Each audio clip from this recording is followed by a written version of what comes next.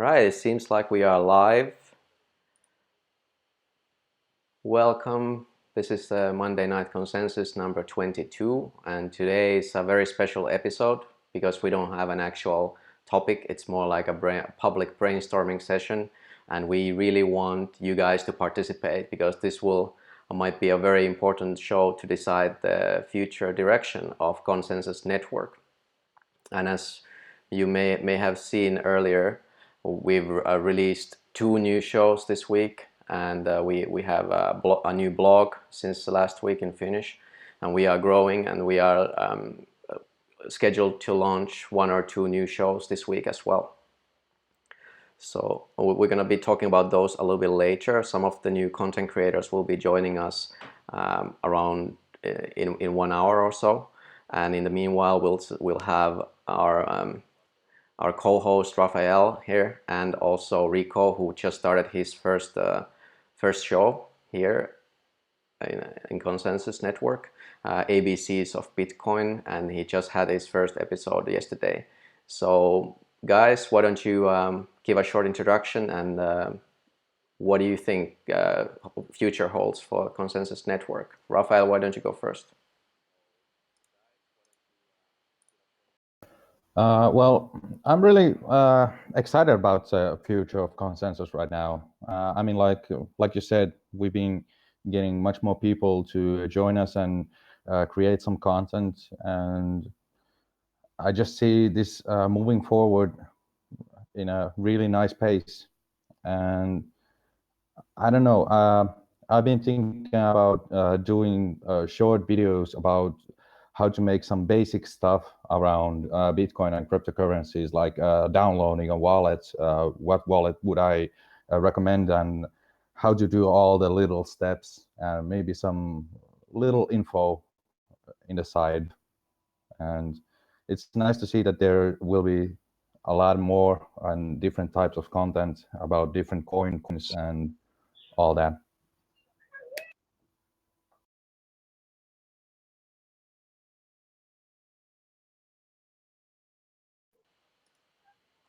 Rico, what about you? Oh, How did your show start? Are you ready? I am. Thank you Awesome. so much for this experience here. I am doing great. Thank you for asking, and thank you for having me again. Part of this team has been great. It's been very organized. Thank you. Appreciate that. It's always good to have a good team leader that's organized to help empower the team players. All right, and I appreciate that. You have definitely, just in the last month, been from a colleague to a role model. So I thank you for that. And yeah, I appreciate you as well, Rafael, for being able just to talk. We've been talking offline about some cutting edge stuff, information. So it's not just about the content guides, but it's about community. And in my growth, just in this team alone, I've grown a lot. So we want you guys to grow with us. That's where my show came from, was the idea of growing. And in order to grow, you need to be building basic fundamental blocks, okay? And that's why I created ABCs of Bitcoin, because I wanted to give you guys content and also learn and organize my content to be able to, you learn so much from the content you give. It's almost as if a teacher, you are also a student in the school of education. Every single day is a chance to apply your knowledge. And yeah, I honestly think it's been great. Just 2 seconds. There. So I started the ABCs of Bitcoin. I brought it to you because of this new launch, and I thought this could be a great way to launch. I've got other ideas of education in the future. I know the first show that rolled out this last week was Alexi's video, which blew my mind. It was so beautifully done. It was so well produced, and it was so simple. And that was the art of, I think, of information, is to be able to take something complex and portray it to people who don't understand it at all and make it simple. That is true genius, as it was told. So it's been great. It's been great. Thank you for having me today, and I can't wait to meet the panel as well. Awesome. Thank you for joining us. And I think you were talking about the short history of cryptocurrencies in 8 minutes, right? That video that we also released on the channel, I That's believe correct. two days ago. Yeah. Yeah, it was a really awesome video. I really loved it myself. I watched it a couple times. It truly is genius to be able to take something complex and put it in simple terms so that people can understand. And yeah, thanks Xiaoxi for that. And by the way, he's been into crypto for 2 months, so pretty amazing stuff what he's being able to learn in these short 2 months. Of course, he has a developer background and he's obviously a smart guy. And shout out to him. He couldn't make it today, but we hope he's going to be one of our regular content creators as long as his schedule. I know he's busy, and this will maybe be a hobby project for him, but we'll take whatever he can provide us. Definitely, I've been getting a lot of good feedback on that. So really awesome work there. So let's talk about a little bit. What do you guys think? The Konsensus Network is aiming to go global now. How could we achieve that? We are operating in mostly in Northern Europe right now. What would be the next steps? What do you guys think about making multilingual content for different countries? Do you think that's a dead end, or do you think we should focus more on English content or local content? That's something that I keep going back and forth. It's a difficult question. So what do you think, Raphael? I just think that maybe it will be better to make the great international Konsensus Network channel and English with English, make some subtitles on it for different languages. But I would love to see also this kind of like specific nation consensus, also just telling in their own language what kind of stuff are we doing, and just teaching stuff in their native people's native language. I mean, like, it would be cool to see consensus China and consensus France, and you know. But I'm not sure. That's a tough question also. Yeah, I mean, it sounds fun, but then again, is that kind of like the old world? Like, we're talking about nationalism essentially here. What do you think? Well, you are walking the fine line. I think that's going to create the new community. And we've all been scared about globalism. And I'm going to do a whole episode, maybe a small series on globalism. And you and I have had this conversation, and we've actually hashed it out a little bit on how this is the next step. But in a sense, I am kind of like conspiracy, like, this goes big, then obviously key players are going to step in. And it's actually that's the way to go. And that's what Bitcoin is. That's what cryptocurrency and blockchain network and telecommunications and information is. It is everybody, and it is all of us, and we're all playing a part in it. And I think on a key aspect of consensus going international, here's just a small part I'm going to say before I talk about what I was just talking about. It's extremely important to get the news out, and if you can get a 24-hour global network, then every single channel or every single episode or every single content creator that's connected to Konsensus can create kind of a home place for people to get information. And it can be decentralized, but the information has this kind of name, And so I was going to say about this moving forward in this new world, it's a bit scary, but if you don't play a part, then you're always going to not know. You're not going to be able to make a decision or actually have what I say, your 2 cents in the game, some skin in the game, because you're not taking participation. So yeah, if this goes international, I want to be a part of it. I think that is very important. It's very important for people to realize that the world they live in is minute compared to the world outside of you. And the world you live in is affected literally by every other world around you that's connected. It's all economically connected, okay? And that's what we are. So I think information shouldn't be sanctioned to one part of one channel, one group, one creator. It should be decentralized so we can all play a part of it.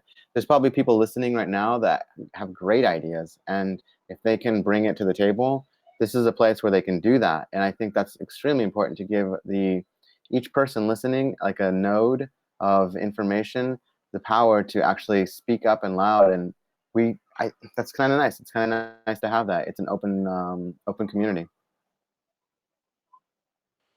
Yeah, I think you hit the nail in the head there. And I couldn't agree more with the decentralization of the information. That's precisely why we are doing this, to get more different people with different opinions. Doesn't matter if we agree on basically anything.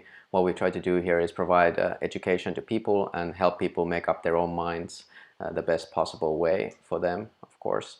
And yeah, it always helps to have people from different ideologies, supporters of different projects, more technical people, less technical people. For example, I think we do need a lot of entry-level content, but at the same time, I would also want some high quality, a little bit more challenging content for myself to keep learning. So everything, all of that is needed, and I guess it's just about the balance.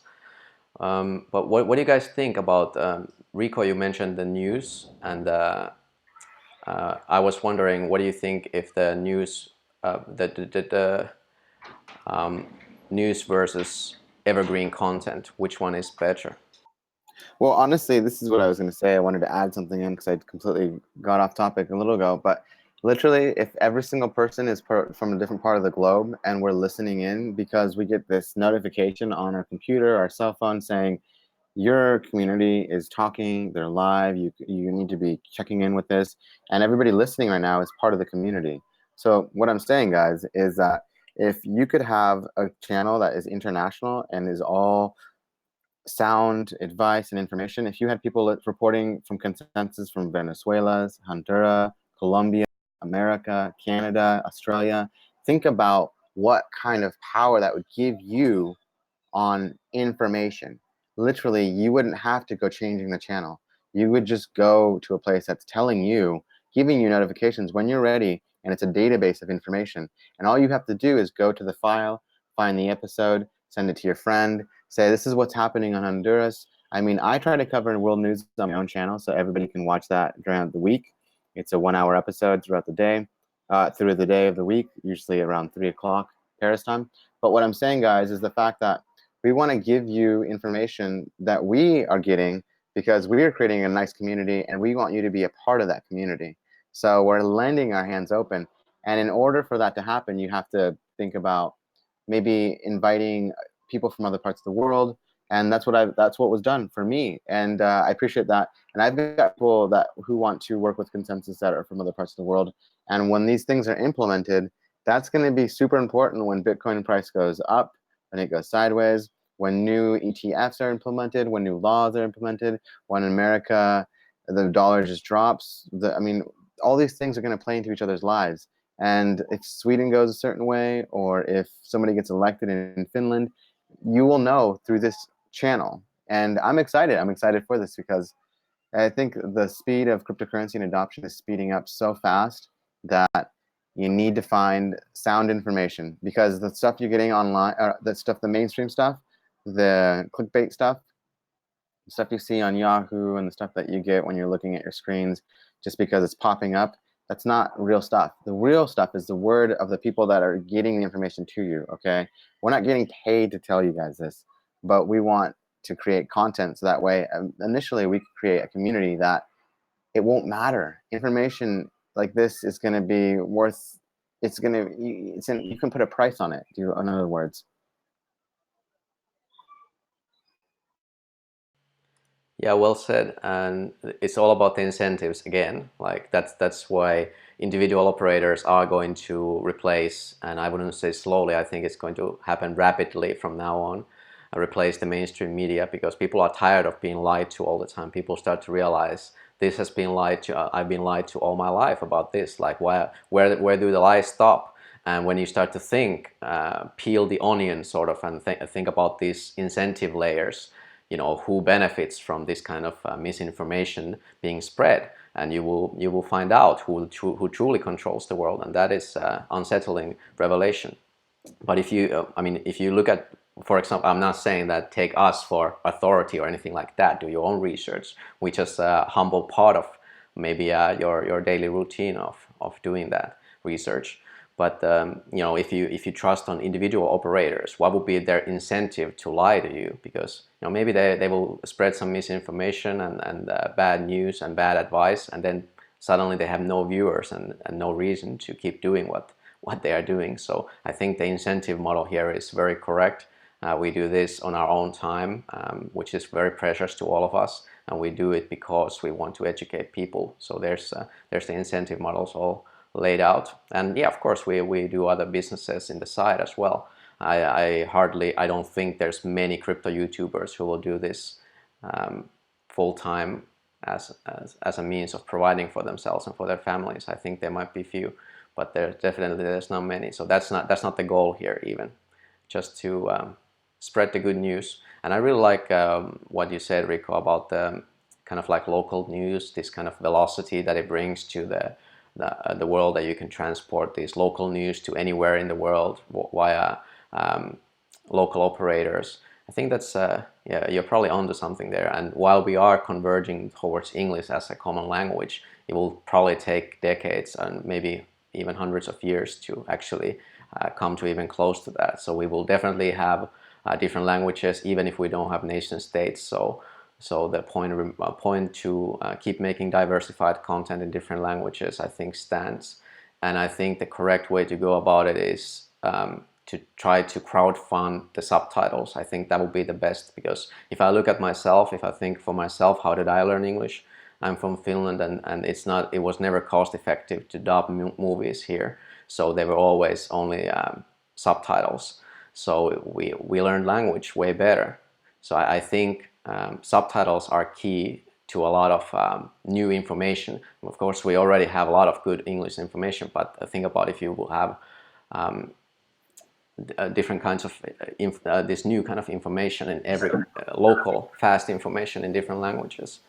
And we are joined by the one and only Max Hillebrand. What a great timing. I was just about to start to ramble, so please come and save us. And just to give us everybody a heads up, Max is one of our avid content creators. He's working very tightly together with Mad Bitcoins at World Crypto Network, doing shows probably more than Thomas every now and then. Really awesome stuff on Austrian economics and Bitcoin, and he's really knowledgeable on technological side. And yeah, I hope he can do some shows for Konsensus Network as well. Max, say hello to everybody. Hey, I'm really excited to join you guys here. Thank you so much for the invitation. Well, Thomas Hunt has been doing shows since 2012, so I do have a lot to catch up. But I'm excited to join here the Konsensus Network and to provide you, the community, with even more content and even more educational material, because that's what it's all about, right? We all want to get educated. We all want to advance our understanding of this fascinating subject called Bitcoin, called crypto economics. And as Nico said, yes, my expertise, or not expertise, but my area of interest is in Austrian economics. So I really like to get into the nitty-gritty of how a free and libre and peaceful society might actually work from the philosophical and, more importantly, or more for me, more interestingly, the economic side. So I'm really excited and really looking forward to the future content, and I will absolutely be enjoying and watching all these shows that you guys will put out as well. Thank you, Max. I really appreciate that. So what do you think about the Konsensus Network shows so far? Have you been keeping up? I would really like your input here. Where can we do better? And do you have any suggestions for something that we are missing here? Oh, well, I absolutely love your show, Nico, on Consensus Monday or Monday Night Consensus. You always have fantastic guests on there and fantastic interviews. Well, some of them are in Finnish, and unfortunately, I cannot watch these. My Finnish is kind of lacking. Yet, you never know. And I really enjoyed these. And I really, I do not know how you do it, but doing it at the same time on the same day every time is amazing. So you do keep a tight schedule, and that is really nice for gathering viewers' attention and making this a standard thing and a regular thing in the viewing schedule of everyone. So this is something that I really appreciate about the Monday Night Consensus.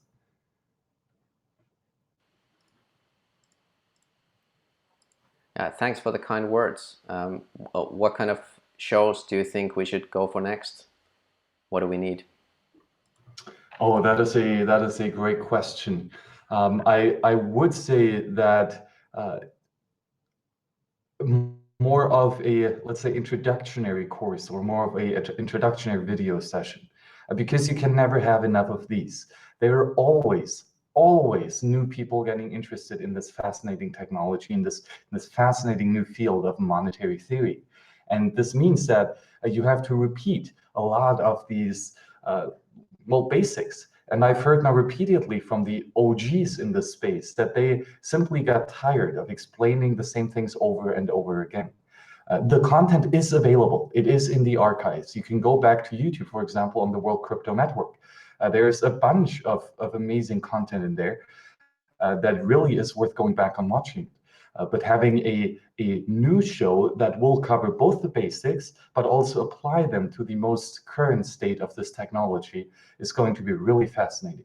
Because so much is changing in this space that it's really worth it to going back and revisiting some of these basics. Yeah, that's a great idea, and visiting old places reminds me of Thomas's idea that he would hire somebody to go through all the archives and fish all those good tidbits and create all new content from the old content. I think that's brilliant, because otherwise it will just be buried and for the archivers to find. And there's still a lot for people there to consume and to learn. So I think that's also something that we are going to try here. Of course, right now we don't have that many videos, but maybe if we can start it early, then there's not so much work to do actually.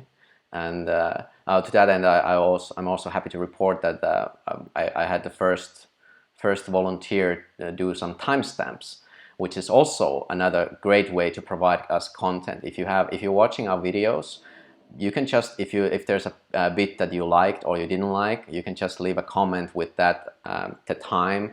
Just put the time there, the minutes, and then the colon, and then the seconds, and then whatever is your comment, and then that will work as a timestamp. So when people come and see the video, they can click your timestamp and get transported directly to the part, because a lot of our videos, let's face it, are pretty long. So any little bit help, if you can do that while you're watching, that's great, because it's maybe not so time consuming for you. While as if I go back and watch the show again and do the timestamps, it actually is full labor. And this is something we're also looking forward to pay somebody in the future. But Raphael, why don't you say things now? Well, I was going to say about those the news thing that we were talking about, that we should really think about that these news forecaster or whatever they call them, they are really not the people that are doing the research. And they probably even don't know maybe who did the research, where did this information come from.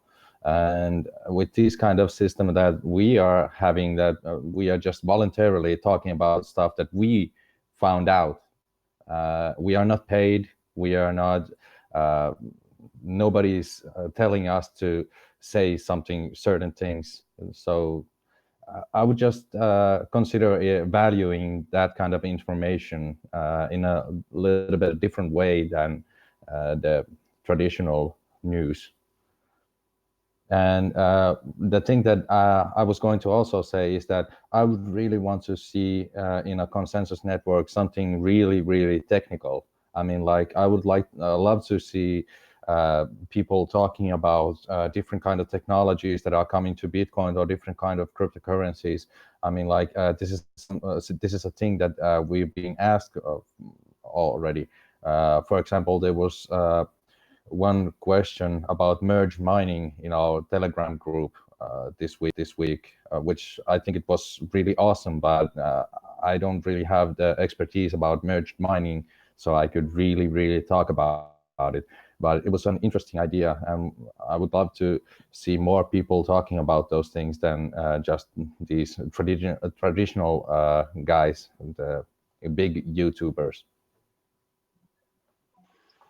Yeah, for sure. I couldn't agree more. I think there's a lot of need for, like Max said, I think that the most dire need is for entry-level content. That I agree. But I do think there's also a need for this more technical content and more diversified technical content. As you said, there's plenty of quality YouTubers, but it would be nice to have some variety. And it is a large topic, so very different ways to cover it. And to that end, we have actually a comment from Alexi one of our possible content creators. He's a developer, and he's running the Ethereum meetup group in Helsinki, and he's an awesome guy. So I'm hoping he could maybe help us with that kind of a content. Definitely, we've had some good talks and good ideas from him so far, and I really like his presentation style as well. So hopefully he can make it to the stream, and we can talk a little bit more about that. He's an awesome guy. And I'm always blown away by Alexi's expertise in this space. It's crazy. You bring up some niche topic, and he just knows what's up, and he like asks really technical and great and in-depth questions about stuff that he's interested in, and he's critical. And don't trust but verify. That's the mantra of Bitcoin, and he is one that really lives by this principle. So I do respect him a lot for that. Kalle just joined. Do you hear me? Oh, hi, Kalle. Oh, Yes, sorry, we can hear Kalle. you. Didn't Welcome. Yeah, realize. welcome. Welcome to the show, Kalle. Okay, so everybody, this is one of get out in 10 minutes, but yeah. Let's do your spot quickly because Kalle needs to go. But he's one of the guests I'm most excited today because in Finland we have this Konsensus Trading Telegram group, which is super active. People are really into trading, and then I had this awesome guy Kalle hit me up, and he wants to. He's been doing some shows already in Finnish about technical analysis and stuff like that and trading. So we are going to be launching a trading channel whenever, I guess, Kalle, you're ready. What do you think? Are we ready to release soon? I'm basically ready, and the sooner I can speak Finnish, the sooner I'm ready. My English sounds like shit, but I'll try my best. No, it's fine. Don't worry. I'll just give everybody a sneak peek on the thumb that I made, and then we can let you go. Okay. It's finally good to meet you. It's you've got it's good to talk to everybody actually now that we've all live on the channel. The stream is great, so that we can all meet each other off of the office, out of the office, I guess you'd say, live. I agree. Right? Isn't that amazing? Right, so Communicating and organizing a international group of people who are interested and really willing to work together. I absolutely love this way of open source entrepreneurship. yeah, I love that term, and it is awesome. It is like being at the office, and it's an office that you can just easily open and close the door also. And we've had awesome conversations there, and I think we can really develop a lot of stuff together. So now you should be able to see the thumbnail that I made today. It's the second sketch. So I'll take any input on that. What do you guys think? I think it's pretty okay. I'm not super happy with the emblem, but yeah, Kalle, what do you think? Can we go with something like? Looks very cool. I really think it looks cool. Yeah, I liked it too. I just think that the vibes that this picture gives us is just awesome. It's like an academy almost. Like it makes you feel, yeah, like a coffee shop academy or something you can just get into anytime. Yeah, that's the idea, because that's the show is going to be called Konsensus Trading Academy, and Kalle's show is going to be in Finnish, but hopefully we'll be having people from anywhere in any language presenting their TA skills, and we'll see where it goes. I'm pretty excited about this series as well. But thanks to Kalle for popping in, and yeah, looking forward to seeing your content. Yes, I thought I should say a few words about my input in this game. So I have over 10 years of experience in trading, but few years in Bitcoin, and my input is to give perspective to TA, technical analysis, and to teach people to trade. But I won't suggest that anyone starts to trade, but I want to teach people to trade because they need to know how the prices move, so then they don't get scared. Like we are in the bear market now, people are getting scared, but they shouldn't be scared because in one point it will turn back again. It's normal cycle. So that is my purpose, and basically, and to give help anyone who is interested and answer questions in the live stream, which I intend to take once a week in Finnish. That sounds awesome, man. Like, I'm looking forward to that. I hope you get a lot of calls, and I'm sure you will get a lot of calls. And I really like your approach, like this strong hands in trading as well. You know, don't make rash decisions and don't be an emotional trader, stuff like that. You know, I'm gonna be watching your show for sure. But yeah, thanks for dropping in.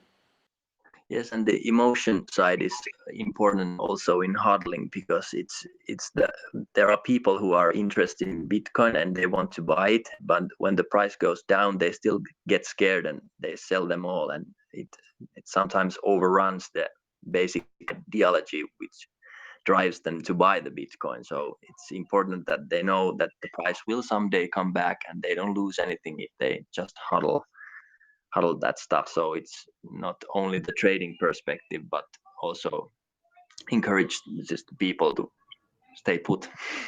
Yeah, hodlers of last resort. You know, people who never sell. But bear markets are good to check out the weak hands and see who's really in for the tech. Yeah, sorry, go ahead. Also, we are also the reason why the market is there. Without the traders, there wouldn't be markets.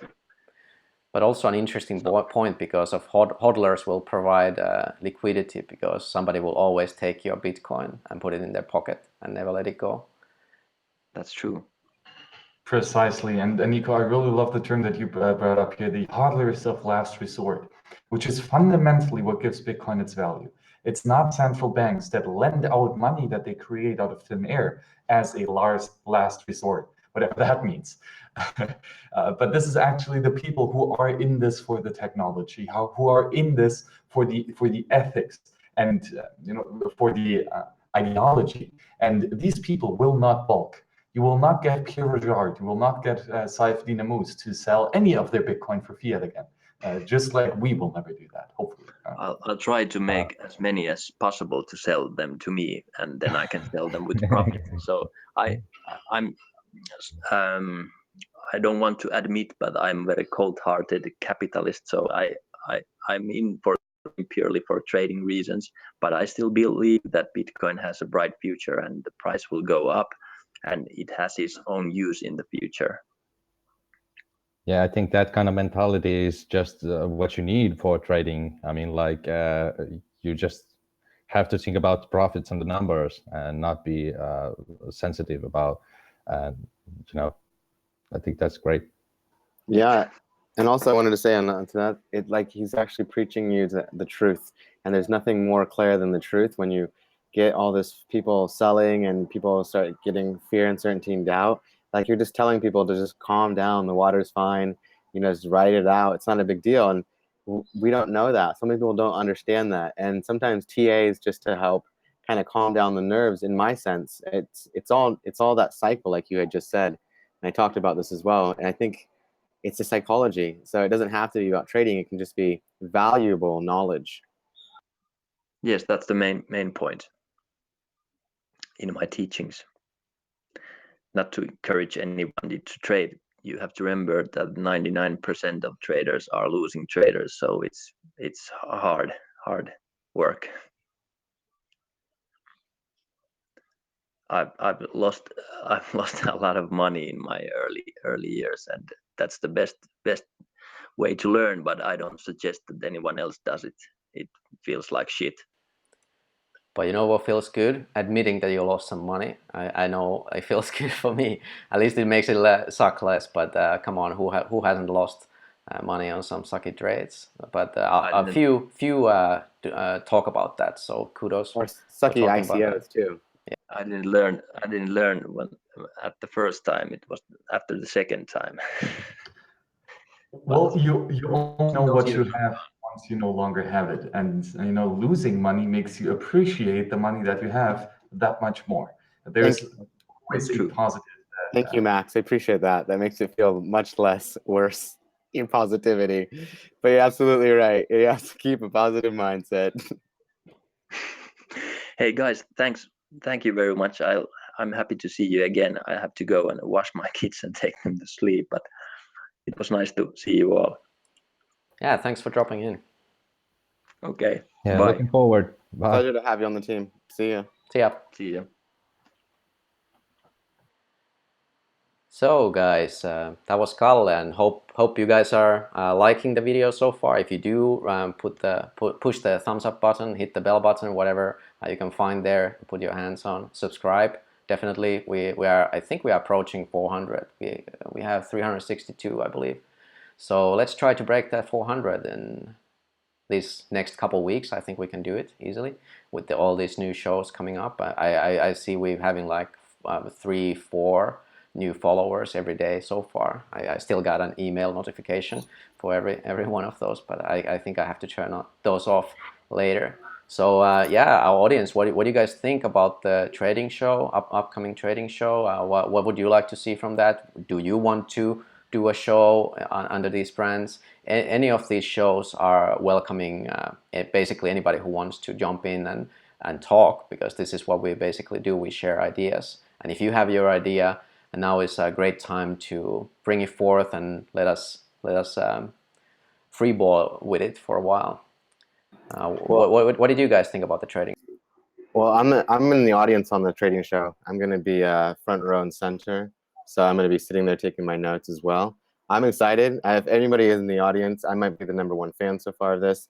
I'm always a fan of people and seeing how their TA technical analysis is, because it's funny when you can agree with somebody that you don't actually know anything about, and to me, technical analysis is all new. It really is, and it's just funny how we're all in this together. We don't know what's going on, and if you can get somebody to tell you which wave is coming and how big it's going to be and how long it's going to be until it goes back up again, even if it's just kind of an abstract opinion of it, it's better to have a TA, which gives you kind of like the boundaries. And I like TA because it's like a safe border. It's like it's okay, guys. Even if the price drops down, whatever. It's not about the price. Okay, we talk about money. What is it about? Okay, it's about use scalability. So the TA is really cool as well, because it gets people in the conversation. Everybody has their own opinion. And cryptos, the news does set the tone. Okay, so it's kind of fun to see what's going to happen. I'm going to be front and center with this, and yeah, I'm excited to see what he brings to the table. Yes, absolutely. I really am looking forward to learning some more stuff about trading as well, because I'm not too much of a trader. I'm a hodler. I buy every Monday, and I use Bitcoin every day. So for me, it's quite easy. I never really thought too much about the price, but nevertheless, it is quite important and quite interesting. And fundamentally, because it is this reference that we have on the current state of Bitcoin adoption. Of course, if nobody is going to use Bitcoin, nobody has valued it enough, and therefore the price will be quite low. But then contrarily, if people are actually going out there and using it as a currency, as a store of value, medium of exchange, and unit of account, and then fundamentally this will increase the demand for Bitcoin. And because the supply of Bitcoin is limited and unchangeable, the price will go up, hopefully. And this means that we have this price as a kind of indicator of quote unquote mass adoption, whatever that means. So it is really interesting on seeing these movements of interest in Bitcoin, and maybe even how you correlate them with other movements in the market. Like, for example, Google searches, they are actually quite correlated to the price. So getting into some stuff like that is going to be quite interesting as well. I'm really looking forward to it. I think we should talk about the price and what we think about that and the whole market. I mean, what do you guys think about the market? I mean, do you think that literally we're just these alts and this is like literally just rubbish compared to Bitcoin? Like it's just like all these other metals that don't really make a difference, where you have this gold that's actually literally worth it's worth so much. It's the highest commodity for the shortest amount of time that's been not inflated, but worth value. There's nothing worth value that's one thing that's worth 5,000 to 6,000 euros, dollars. In some countries, it's up to 24,000 in Iran. I mean, what do you guys think? Do you guys think that this market, it does affect the price a little bit, but more so, because we talked about ICOs a little bit, you, Nico, and myself, Raphael, and you before the show started. And it's interesting about creating ICOs and investing in ICOs. And it seems like it's more that with Bitcoin maximalists, we trade for what? We trade for more Satoshis. We don't trade for the alts. The alts are just a way to get means of more Satoshis. So what do you guys think about this whole market? Because it's becoming, I don't know, it's like a new playing field that is almost impossible to really grasp your mind around. My opinion is that we are having these cycles again. I've seen these kind of stuff already, at least in 2013 and 2014. 2014 seems pretty much like this one. I don't know if this bear market's going to be as long as the last one, but this kind of like slowly dropping down on price and dying down.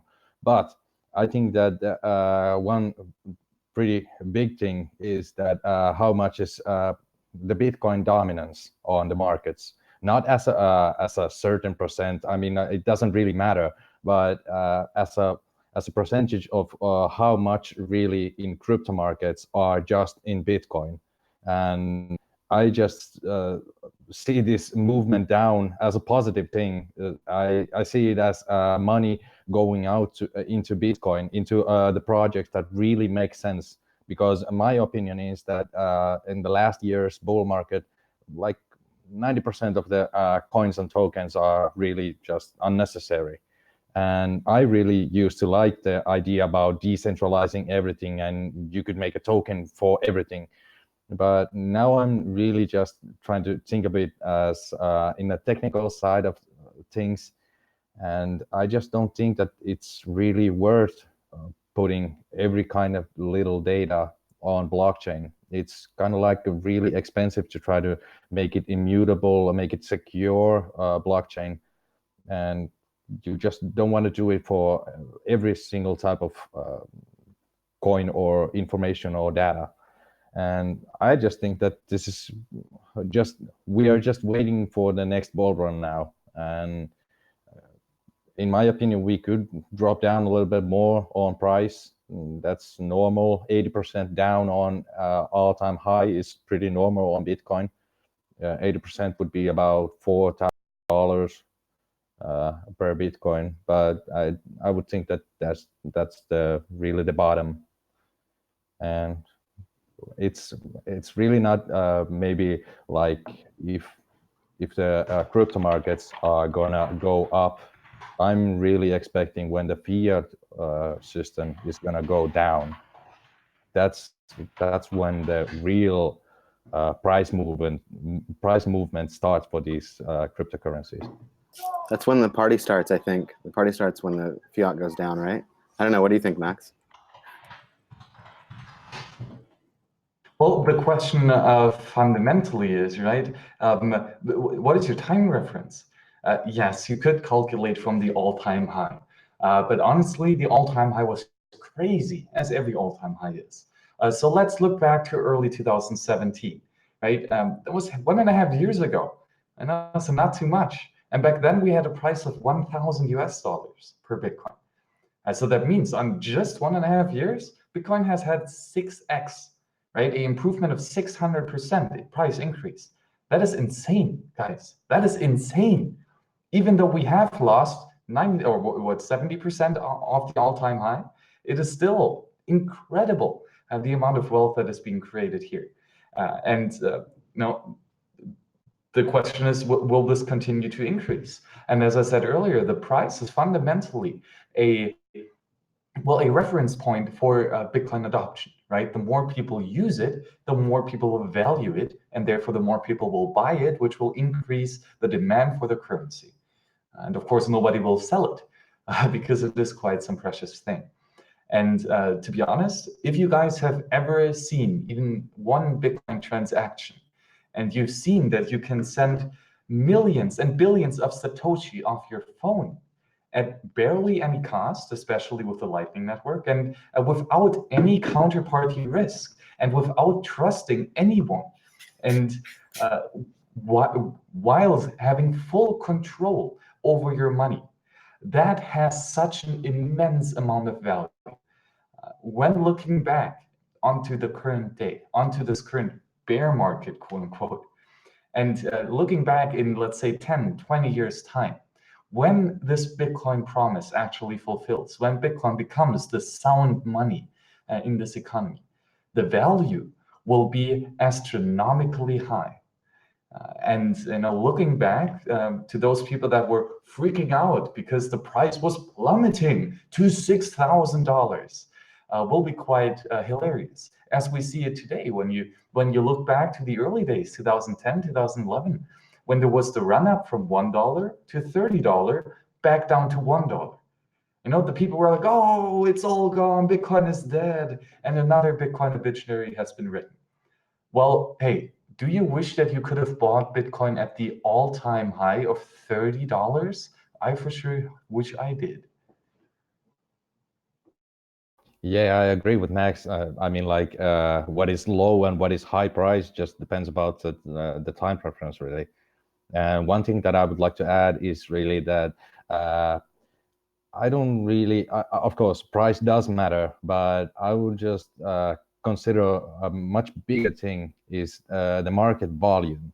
And for example, in Bitcoin's volume, it's pretty much maybe $5 billion per day, if I'm not incorrect. And this is pretty big money, but this is the kind of money that really big corporations or nations or whatever who would like to control the price or manipulate the price of Bitcoin or whatever, even smaller currency. That's the money that they should be mixing with or playing with. And if, for example, if you have $1 billion to play with on cryptocurrencies or in Bitcoin, you can do a lot of harm. And I would like to see the volume really increasing, not maybe even the price that much.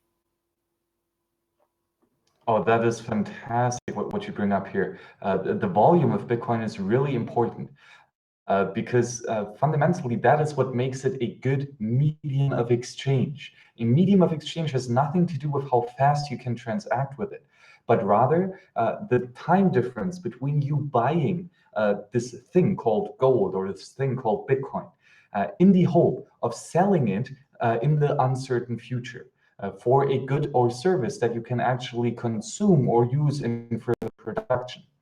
And if the price slippage in this time difference is big, that means if you have to buy it at a high price and then sell it again at a low price, even though the fundamental market price has not changed, just because of the slippage, the arbitrage opportunity, that means that you will lose value every time you use this medium of exchange.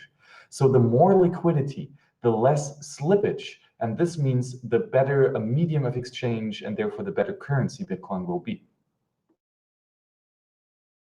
Agreed. It's all about adoption in the sense. I mean, once this price stabilizes, you have to realize that people then now have a place to say, okay, this is where it's trading at.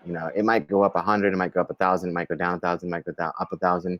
But with cryptocurrency on this massive a level, there's going to be an air, there's going to be a mode, there's going to be a middle, there's going to be this average amount that you can almost say this is what it's going to be like. And for now, if this is digital gold and this is how it's going to be, and fiat turns this way, there is going to be a large adjustment error. It's international, okay? So it's going to be back like to gold until we get this under control and figure out what's going to happen with other world economies and how they're going to adopt it.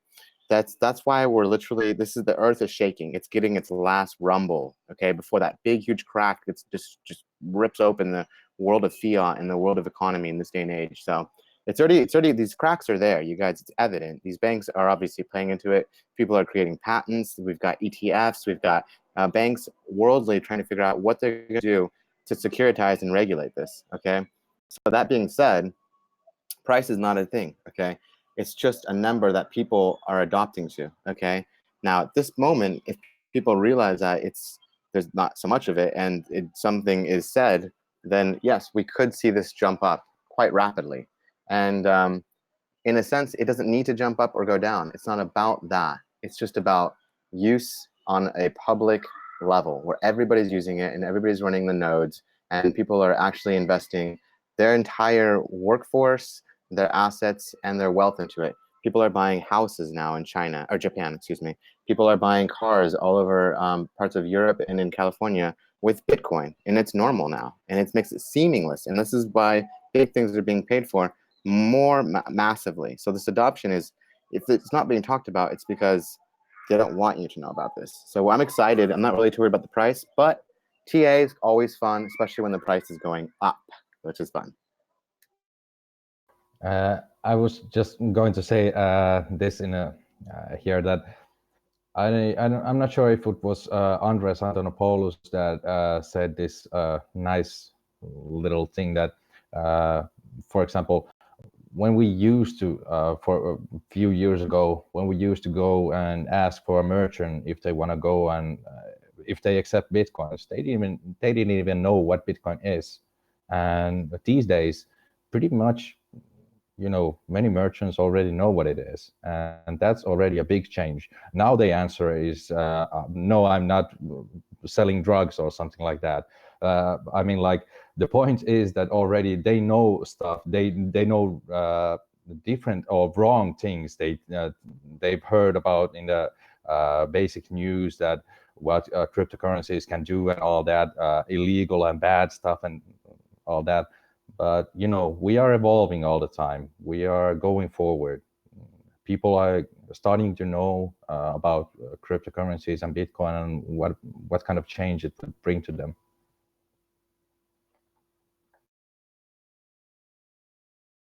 So we had a thing in the audience. Somebody, we had actually make a comment, and it says, "What about Monero? Do we need privacy coins?" And this is huge, you guys. This is why we have Bitcoin, is for anonymity. It's for privacy. It's a storage of wealth, a means of private keys that only you have, with a special passcode that you can use, and other means of keeping it private. Okay. And Max knows a lot about this with his cold card and these not futurism, excuse me. Is it, thank you, there's a cold card right there. Max is showing in the window. And we have the computers that he's talking about that were the Purism computers. So check those out on World Crypto Network if you'd like. I'm sure it's also at towardsliberty.com if you check out that information. But that being said, yes, Monero is very important. And I'm going to go ahead and switch screens here so everybody can see what I'm talking about. But on my reporting, I had talked a little bit about Monero, and this is just a small thing I keep seeing. Monero's got good support rally after this consolidation. Monero is, they're trying to, it's doing a lot better than a lot of these other main coins, okay, guys? And I'm not going to say go buy Monero, because that's not what I'm saying, but it's just saying that it's something I'm interested in, and privacy is huge now. But for anybody using Monero, I'll also let you guys know that Mega Chrome extension, if you're using Monero wallets on your Chrome extension, delete it. Don't do that. 3.39.4 version has been compromised. This is all on altcoin today. Just a heads up to the crowd, so that way you guys know. Monero, it does have it's got worth value to it, because privacy, anonymity, and it is whatever you value in it. Okay, don't put your whole lot into one wallet. Bottom line, this isn't professional advice. This is me talking to you guys, and I appreciate the fact that we are talking about Monero, because this is important. It is one of those coins that's going to come back up in this world of alts, because these alts do have caseability. They may not be worth as much as people are trading them for, but until Bitcoin figures out what it's doing, this what would Max call it? This radical market of people coming in with their ideas is a great idea. We need that. We needed stability for stability, okay? We need destruction for creation. And now is the time. And this market shows that. So be aware that these things are under attack. They're also something that the information isn't going to be brought to you if you don't go looking for it. And we're trying to bring that to you guys. So that being said, I'm excited to see what Monero does. And yeah, we've got another thing. Does anybody want to talk about Cardano that knows a little bit more about Cardano? Because we had a question in the chat. It says, do you have any opinions about Cardano? And I do have some opinions, but I wanted to let other people talk. Yeah, I have an opinion, but I'll take this moment to remind you guys to like this show if you like what we're talking about so far. We can talk more about altcoins, we can talk about Bitcoins, and we can talk about anything you guys want. You decide. We have 18 live viewers. This is your chance to ask us basically anything. And if anybody was wondering what happened to my image, I'm experimenting with the screen share, and I put running slideshow of the new shows instead of my face. So now you can hear my voice, but you can see the thumbnails of these awesome coming shows. So I'm gonna advertise them a little bit. Another thing that I want to advertise, which I was really positively surprised, is this crowdfunding platform called Tallycoin. Let me just put it up there for just a moment. Okay, there it is. So this was really impressive because we started thinking like we have all these, sometimes these connection problems, and we don't have all the licenses for all these good services. We can't stream, multi-stream, and the camera is not so great. And we were wondering how we can make it better. So enter Tallycoin. So we kicked up basically around $2,000 notification target, donation target. And this would go towards upping the production quality of the whole Konsensus Network channel. So that would mean getting new cameras for the streamers. I've already checked like these Chinese versions of GoPro cameras. Like we can get 4K for everybody pretty much with a decent amount of money. Of course, we need to check that, not to buy the crappy ones, but I think like Xiaomi and stuff like that. There is, let me tell you, there are good things in China as well, not just the crappy knockoffs. Some of the knockoffs are actually better than the original ones. Anyway, I digress. So anyway, I was really surprised how well this works. And I wasn't even the first one to donate. Somebody beat me to it just because I tweeted about it. So definitely it's cool. People are experimenting. This is a new way to contribute. So if you like our stuff, if you would like to contribute, but if you don't want to necessarily make shows yourself or you don't have the time, it will be the best way to for you to contribute, to give us some money so we can make the content that you love to watch better. So that should be a win-win situation for everybody. So definitely check out our Tallycoin. Hopefully we can start making purchases sooner. We don't have to wait until we have the $2,000. It's just an arbitrary number. I think we can already get a Restream license for like around $15 per month, which would allow us to stream for 2 YouTube channels and Facebook, for example, and Twitch, I believe, with one single streaming key. So that would be very useful to have for the whole team to use. So then anybody could just use that key and then broadcast to all these platforms. Right, and just to hammer home the amazingness of Tallycoin, this is Bitcoin. It's nothing else, right? It's Bitcoin. The power in this technology lies on the base layer, right? You can send any amount that you want, from a couple Satoshis to a couple Bitcoin, to this address at barely any cost for you and at no cost whatsoever for us. And this money does not go to any institution that might or might not give us that money. No, it's ours and only ours. Or, well, I do not control the private key. I think it's Nico's, but well, that's the beauty of it, right?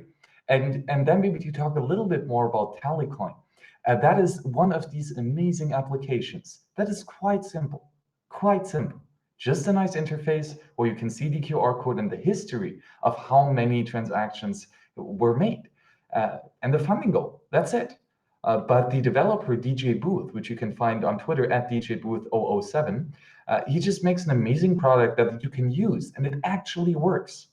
And not just that, but there are now features like, for example, extended public keys, which means that it can generate a new address that every time you refresh the page, and all these addresses are unique and not linkable between each other, but you own this master private key to all these extended public keys, which means that only you can spend these amount of Bitcoin. So another amazing innovation here in this market, and just another good use case of making donations even more anonymous and actually not reusing addresses, but using a new address every time is actually quite good for transaction fees as well. So this is just fabulous here, that Tallycoin app, and you can use it for free. Tallycoin does not take a cut. It's just a fancy website that looks nice. And please, if you have feedback for this page, give it. Talk to DJ Booth.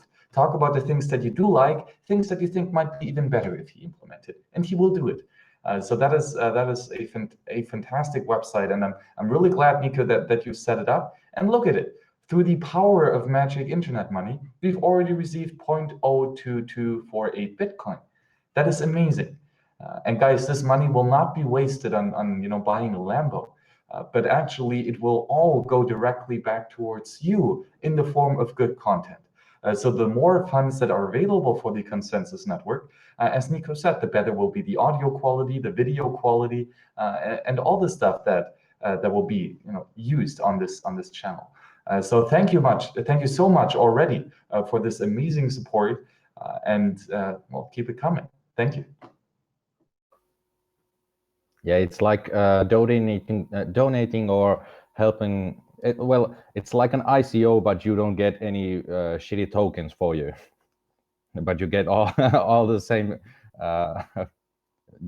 You're helping a project to do better. We just are making an ICO and giving you some unnecessary tokens. So I think this way is much better. Yeah, this is we were talking about ICOs earlier, and I do think this will take the ICO use case away from a lot of projects when you really think about it. If you're just trying to crowdfund, why would you add all those bells and whistles when all you need is actually a Bitcoin wallet and then some way for people to give you money? And this can be, like Max said, this can be totally done based on the Bitcoin pseudonymous rules. So you can have any level of privacy you want for your campaign as well.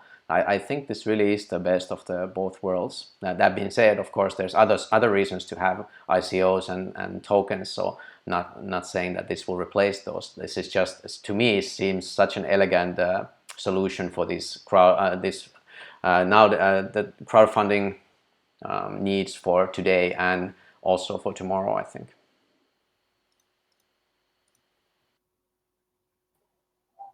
I love Tallycoin. I think it's such a simple solution. It's a staple for so many people. It gets the middleman out of the picture. Not only that, but it's just solid, simple. And that's kind of what we need in this day and age. There's just so much technical aspects of technology this day that people think they have to know what blockchain is and Bitcoin. When you don't have to know how the internet works in order to use it. You don't have to know how blockchain or Bitcoin work at all to use it. And that's the beauty about it. And they're adding on to this community of transparency. And thank you, Max, for bringing this to the table. This is something that I think we're going to be utilizing. Can you hear me? Okay, cool. Yeah, so I do appreciate Max for this idea. We were talking about this prior to, and it's kind of one of those things that you're on the fence about. The idea of, should we put everything in blockchain? Should we organize things on technology? And I don't think we're so far away from that, you guys, that I think that's going to eventually be a day that we don't want to know when everything's on a computer database. But in a sense, I think that is going to be just one stepping stone into furthering technology as this thing starts to go faster and faster. So I think we're really far away from that. Obviously, we don't even use Bitcoin on a first day basis all the time, but we'll see what happens with the adoption is in this next few months.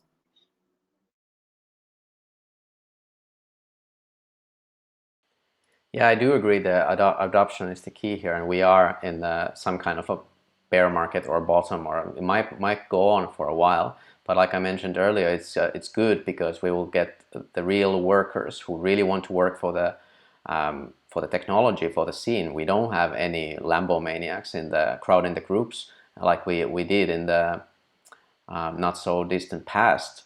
I think that day is going to come again, and it's going to be even worse. But right now, to me, this moment represents like serenity, like this. There's this kind of electricity in the air, pun intended, for Lightning Network.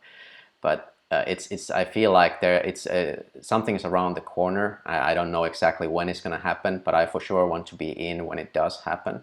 And yeah, I don't ever give investment advice. I only give life advice. So put your eggs where you think it matters, and you believe in those projects, and that's what really counts. That's how you build your own life, your own wealth, and that's how you created it, and not just somebody else. It's not a lottery handed to you. You gotta work for it, and yeah, we'll try and provide all the value we can. I for sure got a lot of information from the YouTube, so this is a great way to give back. But just to take it a little bit back to the well, it's not like we actually had a topic in mind today. We're basically just chatting. But to take it a little bit back to more like, I want to talk about growing the network. And I don't think Max was here when we were talking about making international content, I mean, compared to local content versus international content, and on the other hand, this kind of news content versus evergreen content. So that's something that I would really want Max's opinion, and maybe we can jam with the audience about that as well. If we can get some questions from the audience, that would be great, and some thumbs up. Sorry, a long-winded way to give you the floor. Well, thank you very much, Nico. That is a great question, though, and it's a fundamental question of who watches this content when and where. Because we no longer live only in meat space where physical borders apply, where physical location and where time applies, right? Once it's online, it's there forever. And anyone in the entire world can watch it basically for free.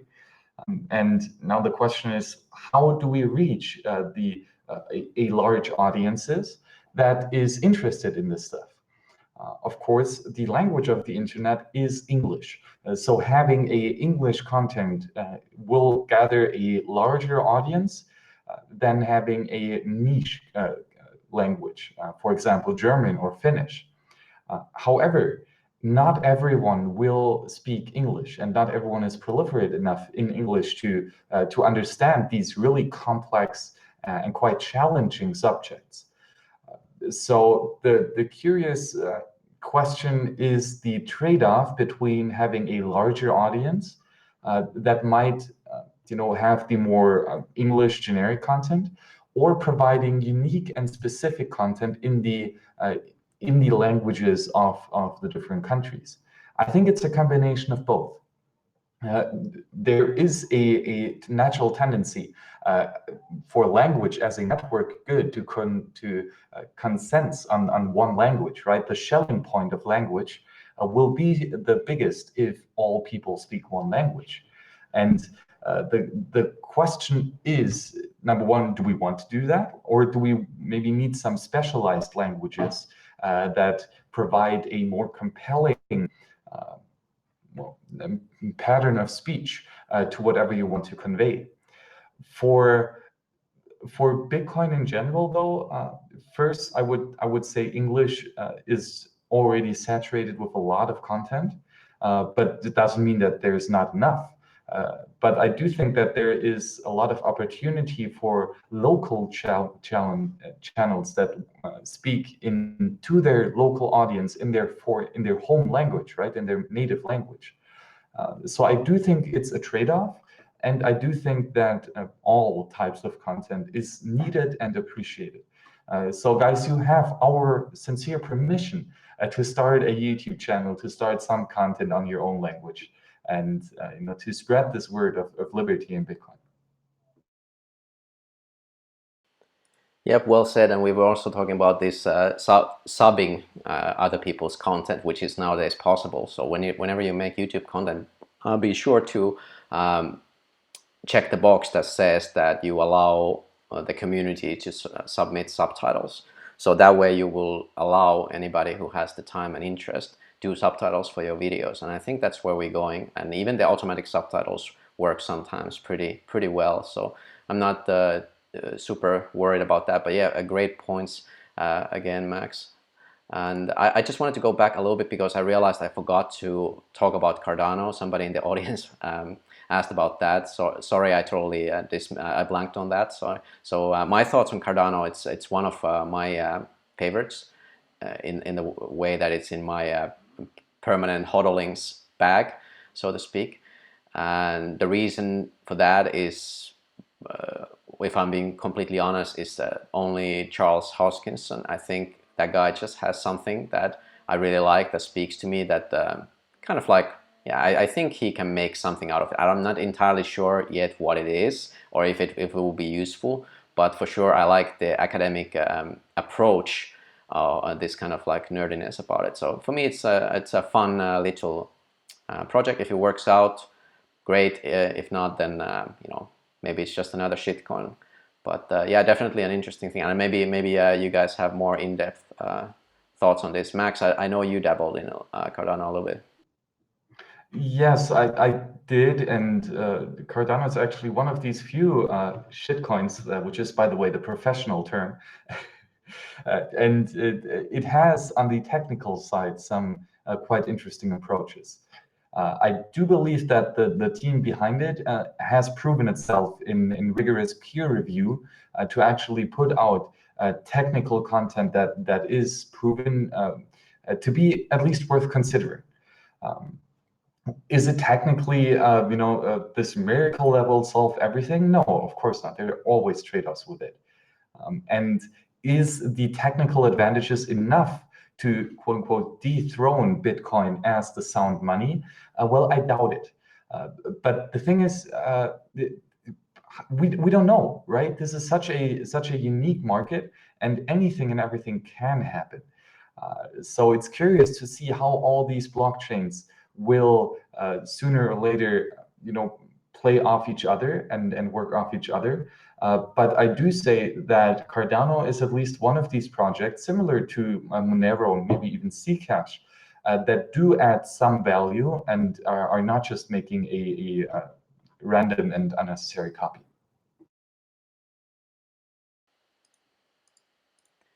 Rafael, did you have an opinion on Cardano? I know you do sometimes. You have a different philosophy on altcoins. Why don't you share on that also as well? Well, I mean, like Cardano is for me one of those that I follow the fluffy ponies instructions on altcoins, that everything that sounds at least remotely okay for you, just put on $100 on it, and that's Cardano for me.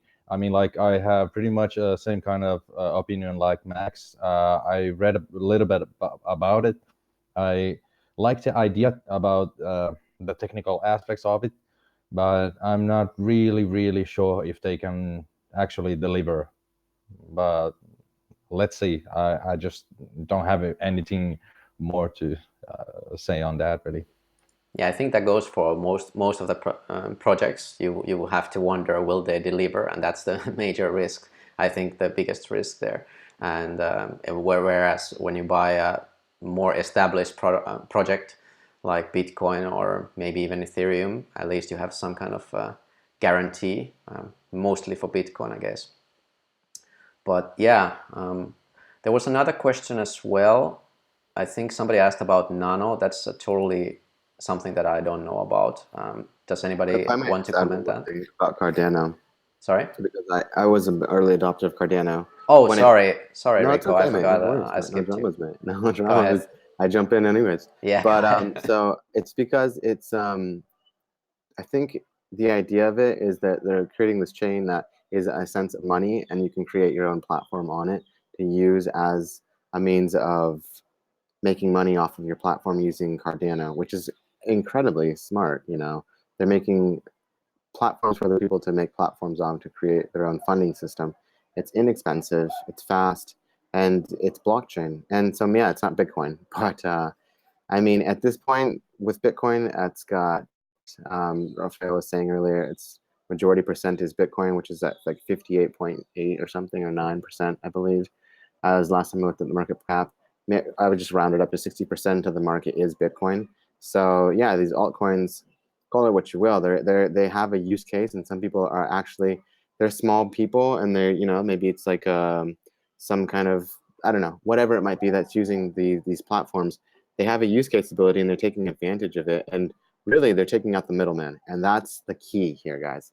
It doesn't matter what shitcoin or altcoin is going to take the new rule.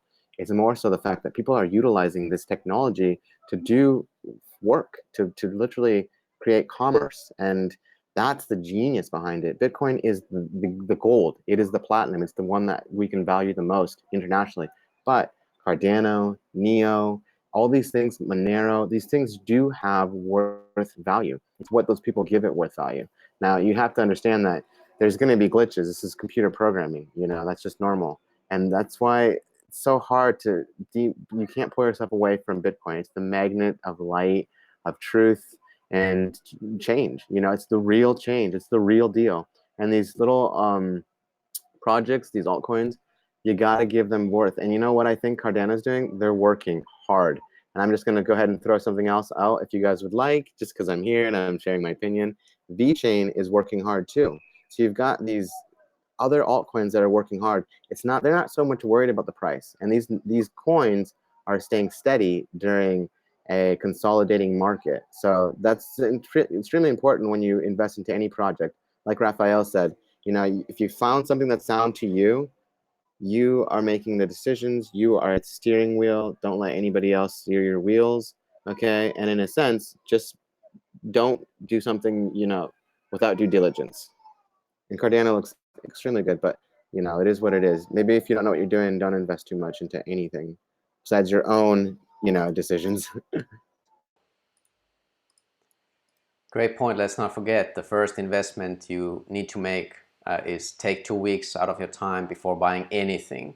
Don't even install a wallet. Just learn. You know, take the time off. It will pay off in the long term. And this is the only piece of advice I can really give you on investment. You know, that put your time and effort to learning it. And it is a difficult topic for all of us, and nobody understands the blockchain and cryptocurrencies and Bitcoin fully, and maybe nobody ever will. Maybe Satoshi did, I don't know. Maybe even he didn't see all the implications. So definitely don't feel shy about your knowledge level. Like I said, the Xiaoxi, who made the 8-minute video, which is on our channel, which is at the moment you can see also on the shilling screen in the middle. You should definitely check it out, and that goes to show that, you know, with the base knowledge that he had about blockchain technology, in 2 months he reached pretty much a good understanding level of so that he could put together the whole concept in eight minutes. So that's pretty impressive and inspiring to me. What do you guys think? I just love that video, and I really have to you know, give my you know, like give a big hand to Xi for making it. I mean, like, it was really great. And just to for everyone who's watching this show or thinking about making content or something like that, I would just want to say that, you know, first it might be a little bit scary to come in front of the camera or doing some live shows or you know, talking, putting your videos in YouTube, but you know, you get used to it. And I mean, like, everything that where you are really doing something, you know, telling what you're feeling and what do you think about things. I mean, I just think that it helps. And even if you are really not sure what you're doing, or you are not really sure if what you think is really a fact, you know, like, the best way to teach yourself really just by teaching everybody else. And this is why really I'm here doing whatever I am doing. You know, I just want to learn some more. Whatever I say that is wrong, I would just like people to correct me so I can learn. And that's what I think it should be, you know, the attitude that people takes when they start making YouTube videos. And of course, welcome to Konsensus. We can provide you already a little bit of a background on if you want to start making videos.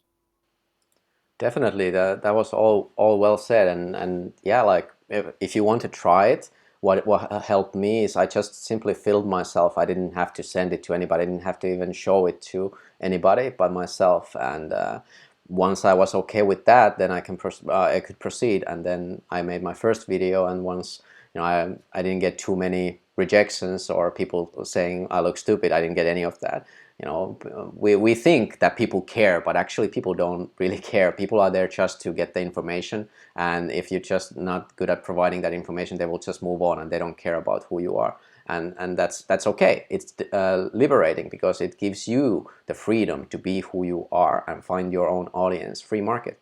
So just yeah, just give it a shot. And like what Rafael said, absolutely correct. If you want to release any kind of scheduled video, not even scheduled, but with any kind of schedule, you can just pre-record videos. You can take 2 months and edit it, make it perfect, every single word and all the special effects. I will guarantee we will release it as long as it's suitable for our audiences. So yeah, definitely any kind of way you want to publish. If you want to have a daily show, calling show, that works. It might be a little bit difficult to keep it up. If you want to have a weekly show, all welcome. If you want to have something sporadic like what Ricardo is doing here, like the ABCs of Bitcoin, I like that too. Like whenever he's in the mood, he will pop in the live. We can arrange that too. A similar thing with Galle, who is gonna start the Konsensus Trading Academy channel, which is also in the shill screen right now. And while talking about shilling, remember to hit the like button, because I see we have 14 live viewers and only 9 likes and 0 dislikes. So you know, you don't have to like us. I'm not asking that, but at least give us a thumbs down so we know we are doing something wrong. And I think Rico is trying to say something, but he's muted. Go ahead. Oh yeah, no, I actually, I lost my. I was just doing the shilling dance over here. I was just shilling away and just trying to get a shilling. But honestly, guys, this is all about you guys. So we want to bring you stuff that you find interesting, and we are building the community for you guys. So I appreciate what's going on here. This is just the birth. This is kind of the dawn. And Konsensus has been always kind of nice because you guys talk about some pretty good information that was brought to my light with the whole idea of KYC and know your own customer in Japan, in China, excuse me.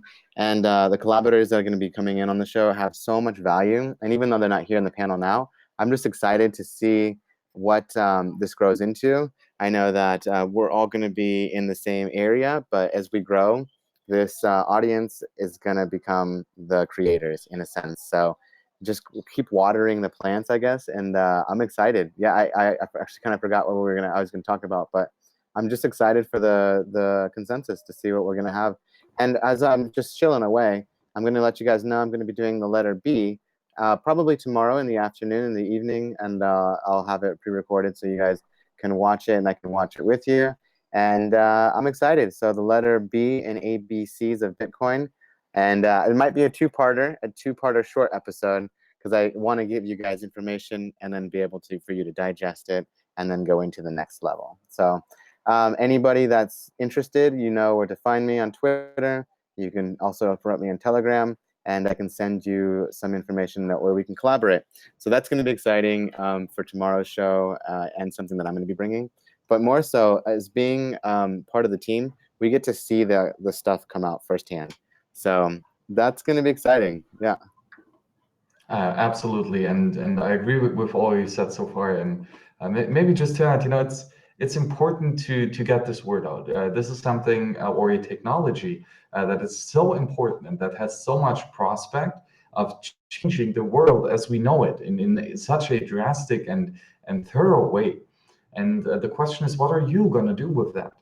What is it that you will work on in this industry?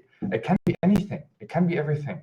But we would appreciate it if you would, throw your hat in the ring and get on with it. You don't need anyone's permission, right? Just do it. And it might be YouTube videos. It might be a podcast. It might just be talking to people offline. That is all valuable stuff. Or maybe even better, don't just talk about it, but do something with it. So if you're a programmer, code up a nice little app, get educated on how to do this stuff, and make something that solves problems. That's all we can do. We can see where problems are, and then try to fix them.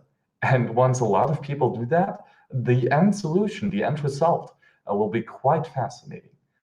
So thank you to all those that are doing something, and if you can, do a bit more.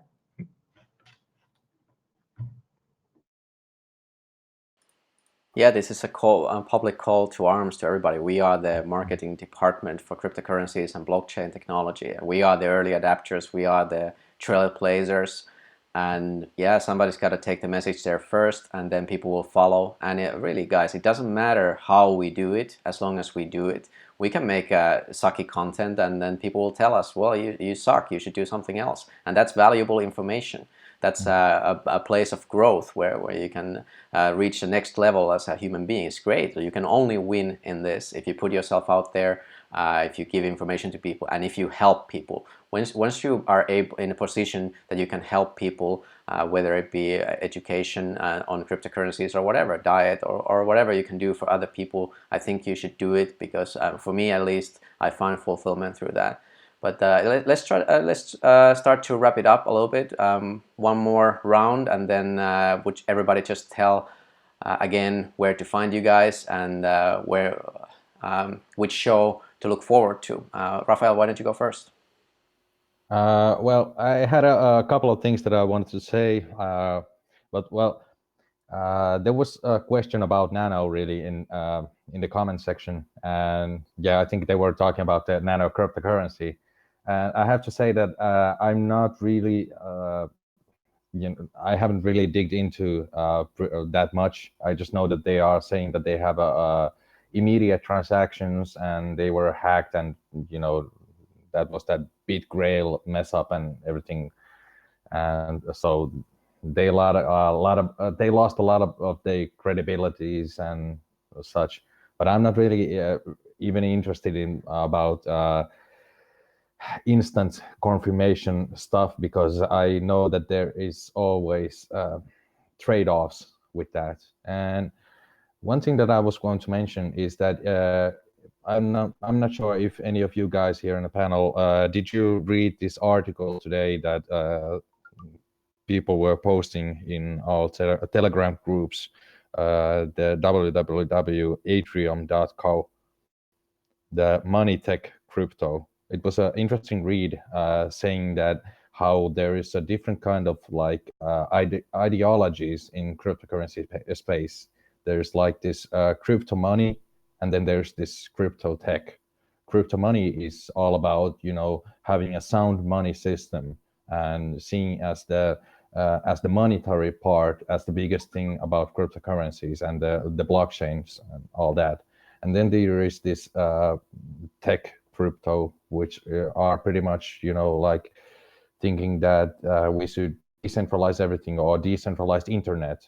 And this article just gave me a little bit of a better way of thinking about these different currencies. Like probably Cardano is trying to really be on that crypto tech side, doing that kind of stuff, and Nano is trying to be this crypto money, but I'm not really that much into it. I mean, like all kind of cryptocurrencies that have a marketing team, or if they have a CEO or whatever, that just then I'm not really into it. I know that it would be beneficial in many cases, but I just don't see it as open as. If I can jump in here. Yeah, sure.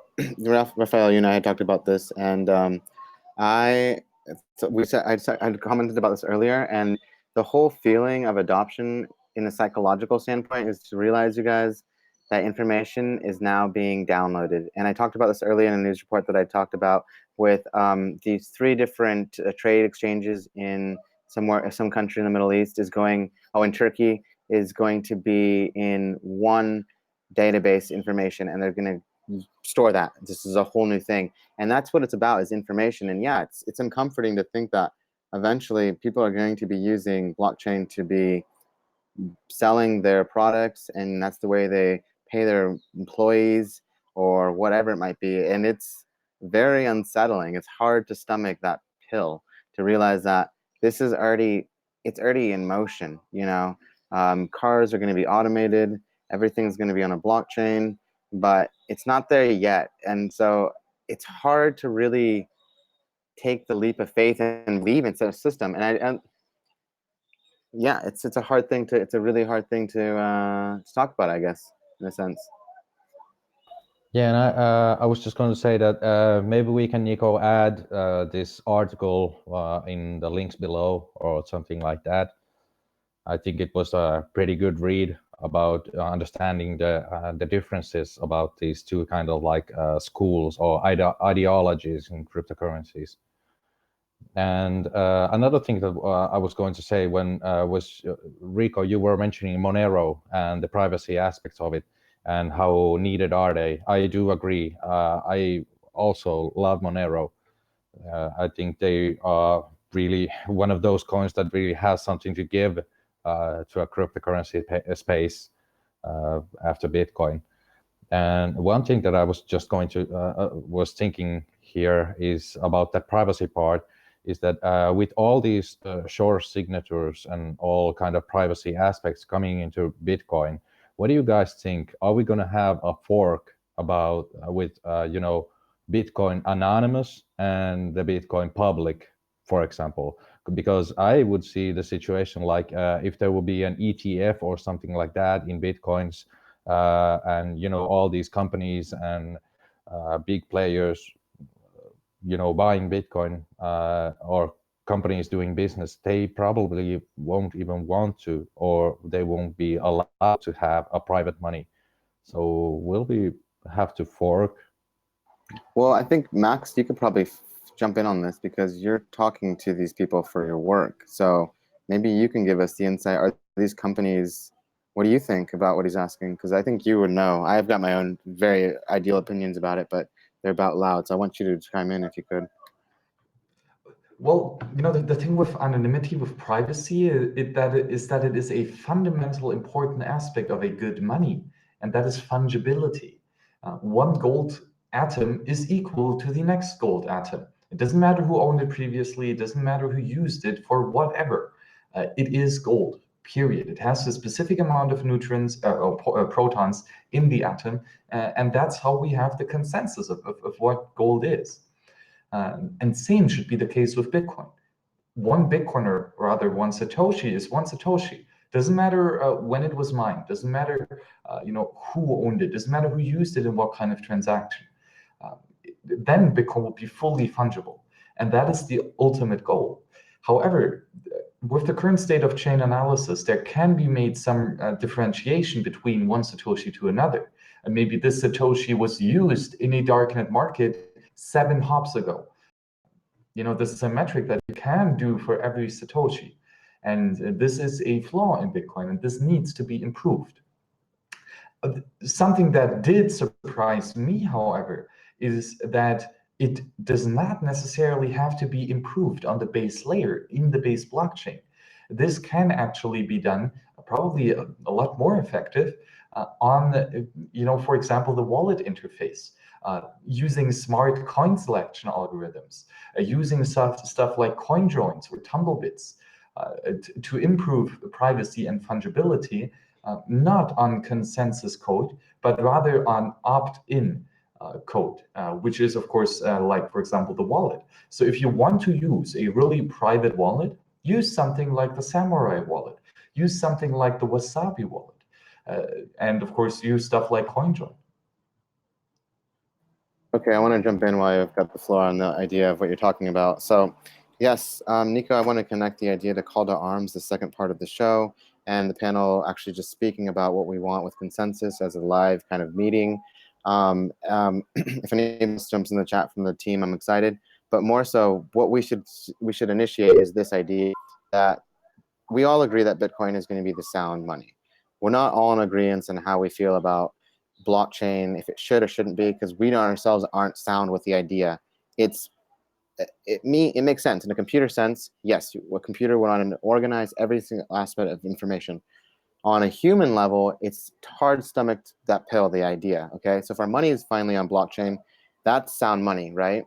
Here's the thing: the alts do have a space and where they need to be, but I lost my thought of sense.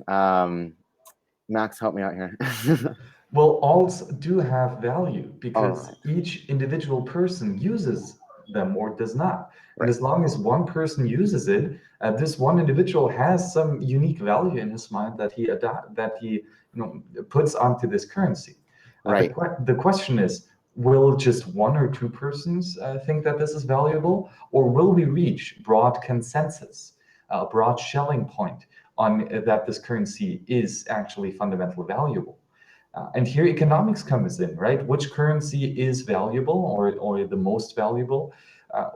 Depends on who you ask, of course, but one thought that I like to entertain is that a sound money, a money that cannot be printed and inflated into nothingness by a centralized cabal of people, is a superior currency. And of course, that will mean that the most soundest and the most hardest currency will be used. Now, if you want to create a currency that has a more restrictive money supply and that is even more unchangeable as Bitcoin, well, good luck to you. First of all, you're going to need it. But if you have, please let me know because I would like to use it. That's right. Thank you. I appreciate that. That's really good. So the idea is that, so we're talking about Tallycoin. We're talking about things that you and I are using. Obviously, you're using this on a main scale basis.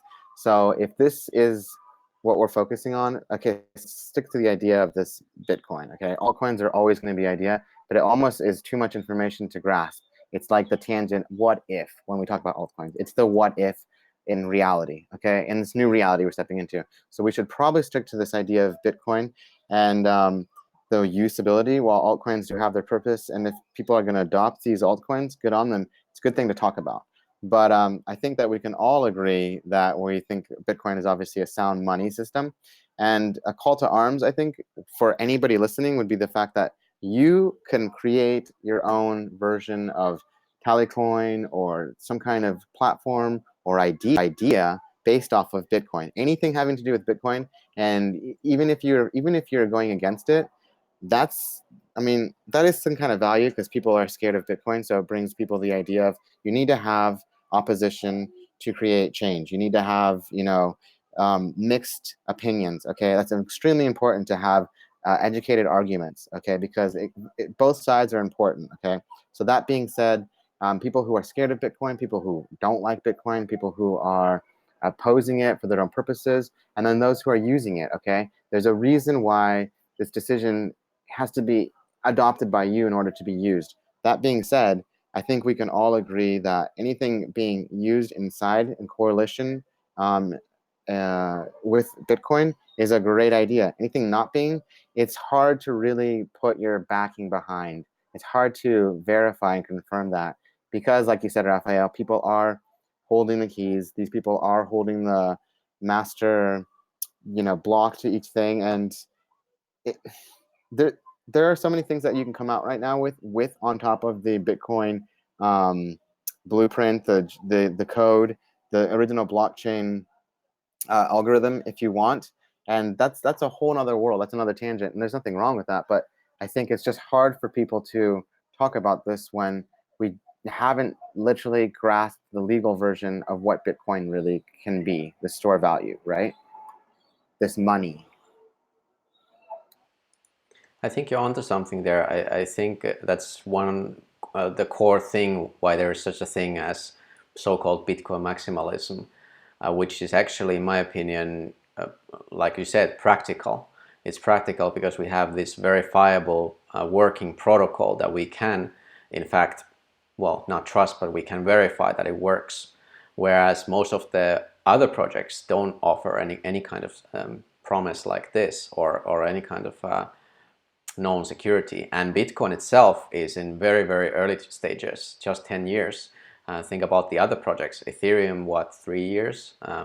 All the new projects coming up every year. I mean, how could they possibly compete with the standard? However, that being said, that doesn't mean that there's not a lurking super great project somewhere there. They could be.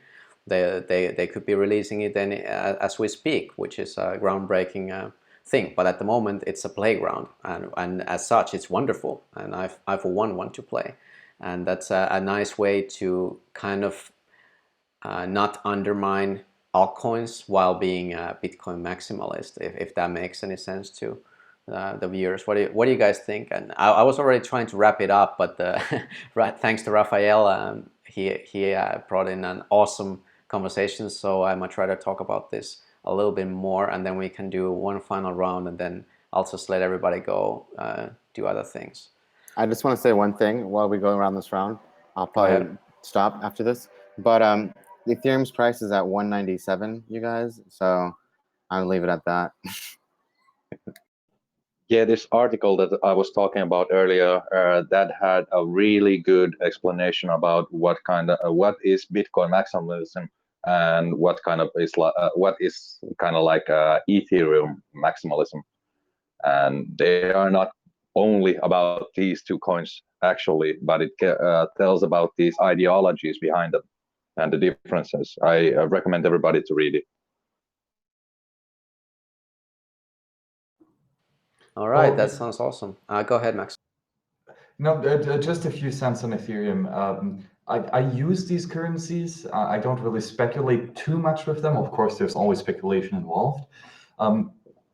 Guys, right here next to me, I have a Bitcoin full node running, and good luck trying that with Ethereum, because at the current state, as far as I know, it's possible, unless you have the supercomputer, because the blockchain is too bloated with a bunch of crap like CryptoKitties.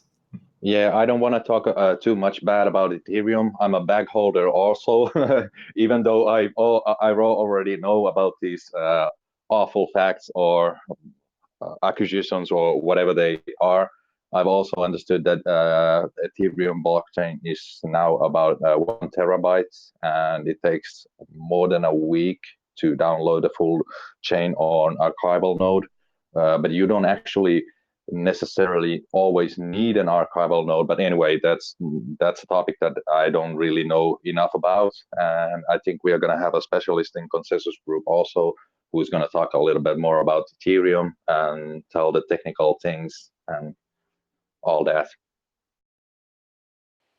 I'm glad you brought that up, Rafael. We do have some prospecting technical content creators that we're not really ready to release any shows on them yet.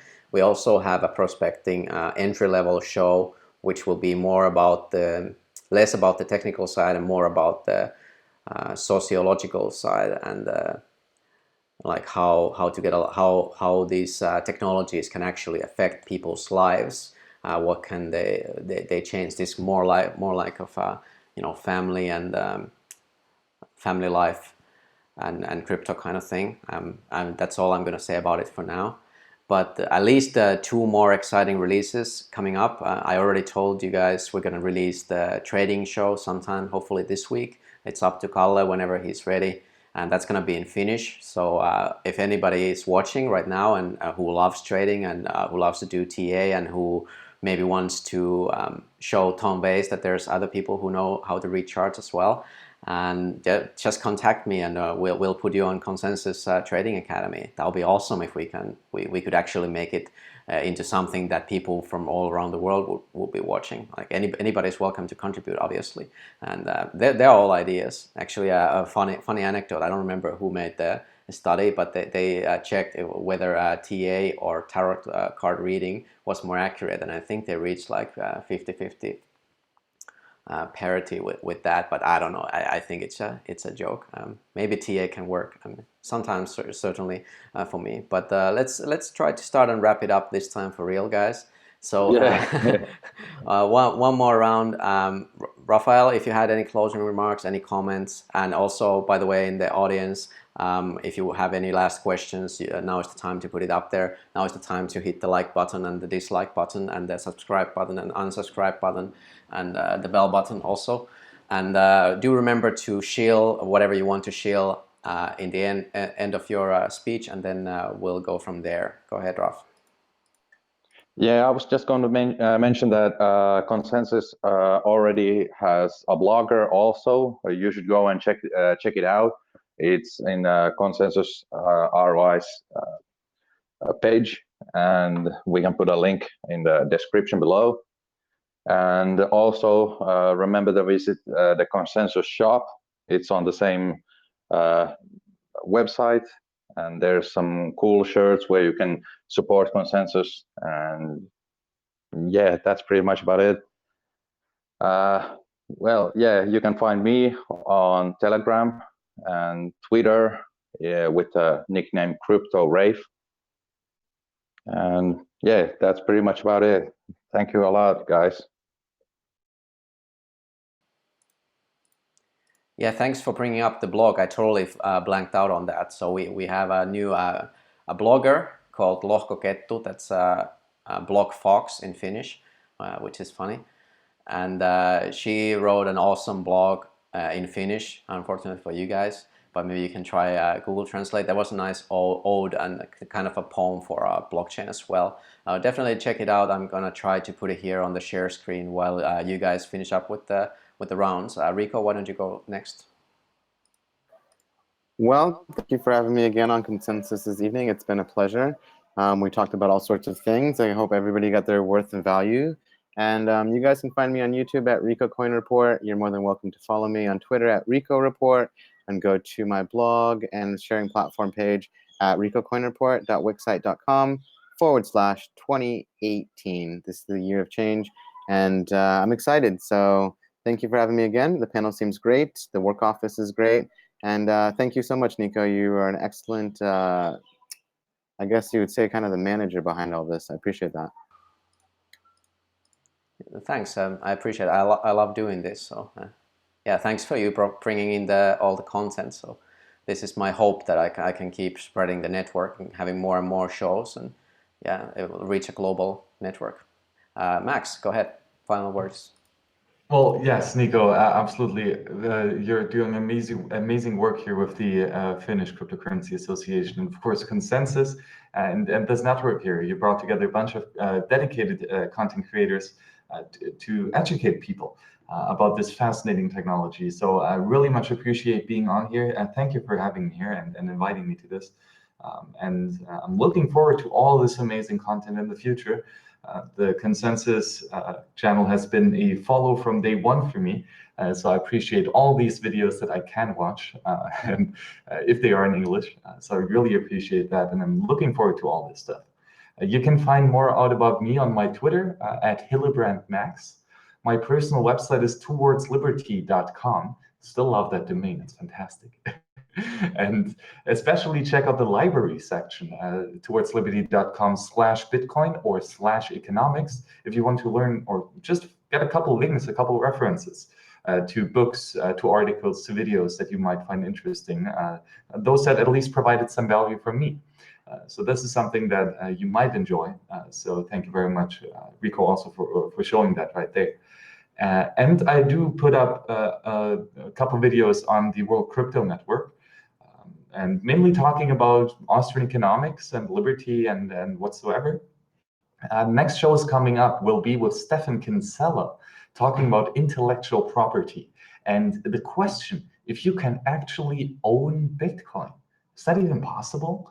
I don't know. It's actually a question which I'm not yet certain that I can answer. And I'm looking forward to this thoughtful conversation with Stefan, who has also been on the Stefan Livera podcast, with whom I've just talked on Saturday about the inelastic money supply in Bitcoin. So I'm really enjoying all these conversations that I'm having with these people. That's fantastic. And also here on the Konsensus channel, I will be doing a couple shows coming hopefully soon. And not only will I continue dropping into these amazing panels discussion that Nico so fabulously co-hosts or hosts, but I will also maybe start my own show here talking about economics mainly in Bitcoin, because this is one of the pillars in Bitcoin and one of the fundamental building blocks of what makes this technology so fascinating. So I'm looking forward to all this amazing stuff coming, and it's so exciting. It's so exciting. I love every last second of it, and I'm fully enjoying it. So again, thank you for having me, and see you on the next show. Thank you, Max. Did you hear that, guys? Max is going to be talking about economics on Konsensus Network later. That's going to be awesome. I'm definitely going to be tuning in. I've watched every single one of Max's shows. Granted, he has a lot of those, but he happens to be one of the better speakers at the moment on Bitcoin and economics. And I'm not even exaggerating. So really honored to have you on board. And yeah, it's crazy how this is taking off, and it's so exciting to be a part of it. And yeah, we can be the